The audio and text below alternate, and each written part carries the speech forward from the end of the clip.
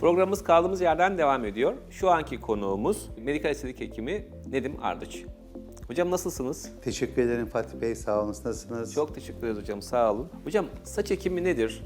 Neden ülkemizde bu kadar popülerdir? Bunu biraz açıklar mısınız? Tabii ki saç ekimi kısaca aslında saçın vücudun bir sahasından başka bir sahasına nakledilmesini saç ekimi diyoruz. Genellikle nakledilen alan saç deri olduğu için saç ekimi diye algılanıyor. Aslında saç ekimi terimi çok doğru bir terim değil. Aslında saç nakli demek lazım. Nakli demek aslında vücudun bir sahasından başka bir sahasına. Bu illa saç deri olmak zorunda değil.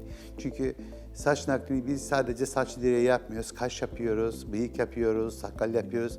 Hatta kozmetik amaçla bazen başka yerlere bile saç nakli yapılabiliyoruz. Yani genel olarak saç nakli vücudun herhangi bir yerinden başka bir yerine saçın cerrahi olarak nakledilmesine saç nakli ya da saç ekimi diyoruz. Evet, Türkiye'de saç ekimi çok popüler.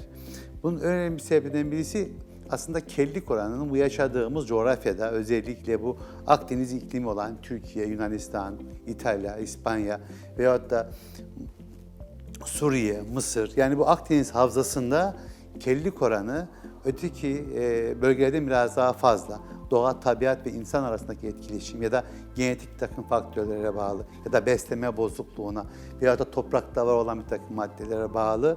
Bu bölgede kellik oranı biraz daha fazla olduğu için Türkiye'de kellik biraz oranın yüksek olmasına bağlı saç nakli biraz daha fazla yapılıyor. Ama Türkiye'de popüler olmasının önemlilerinden birisi sadece ülkemizdeki insanlara hizmet etmek açısından değil, bütün dünyaya aslında, bütün Avrupa'ya hizmet ediyoruz.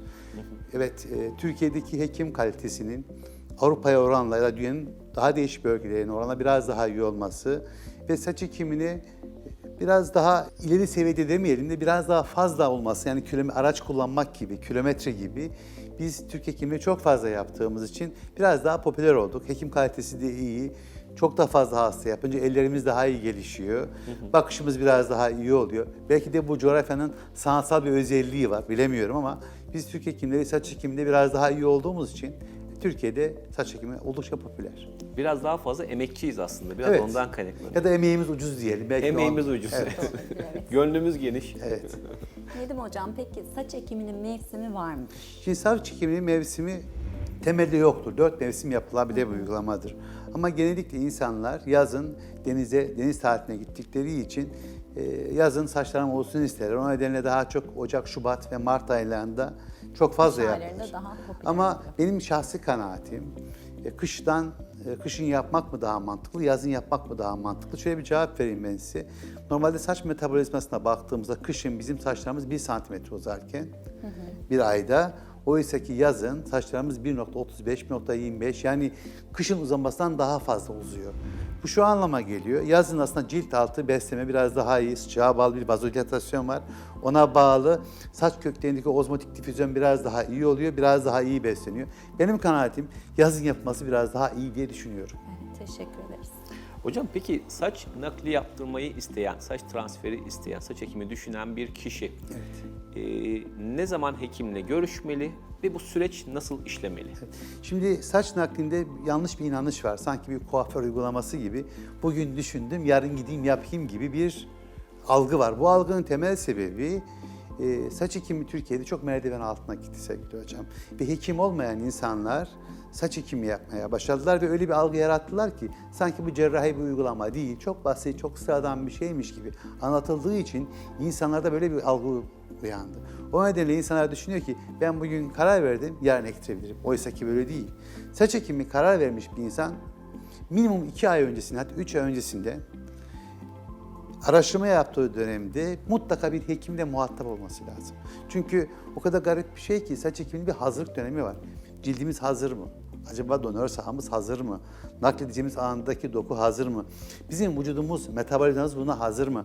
Acaba saç dökülme sebebimiz nedir? Bu araştırmalar yapılmadan asla ve asla saç ekimi kararı verilmez.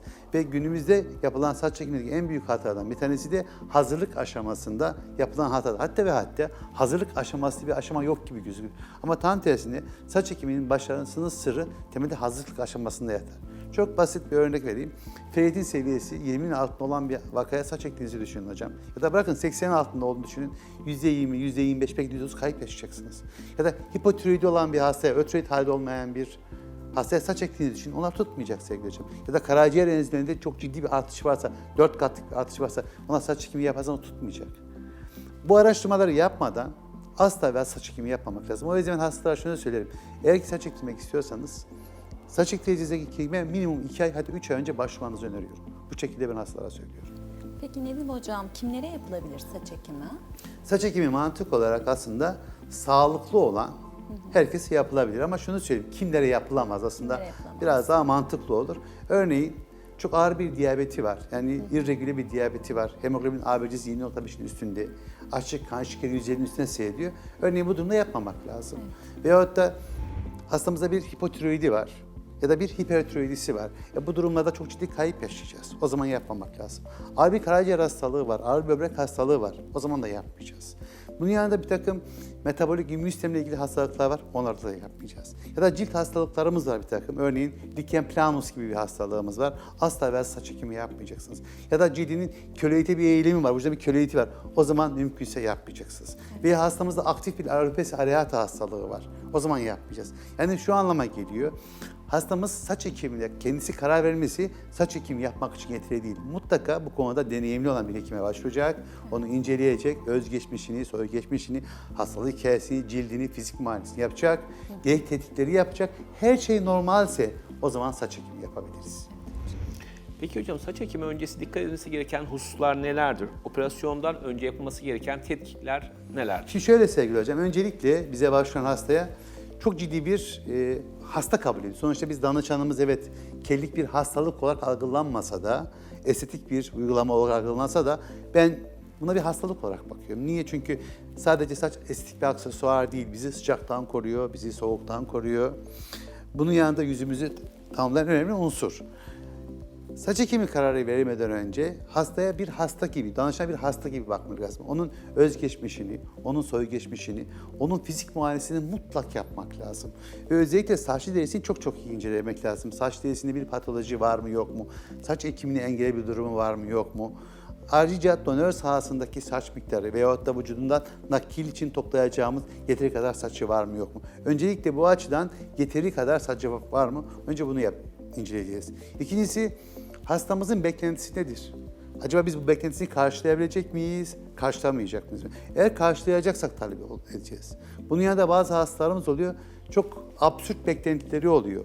Yani bizim yaptığımız işin sadece bir saçı alıp bir yerden bir yere nakletmek olmadığını bilmeli. Bu tamamıyla estetik bir tasarım aslında. Resim yapmak gibi, heykel yapmak gibi bir şey.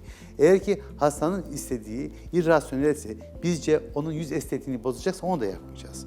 Fizik muayenesini yaptık, hastanın taleplerine baktık, talepleri de uyuştu, mantıklı bir talep var. O zaman hastanın incelemesine geçiyoruz. Ne? Kan tetkikleri istiyoruz hastamızdan. Çünkü saç ekiminde çok ciddi engel oluşturan bir takım metabolik sorunlar var. Örneğin ferritin seviyesini istiyoruz. Vitamin B12 seviyesini istiyoruz.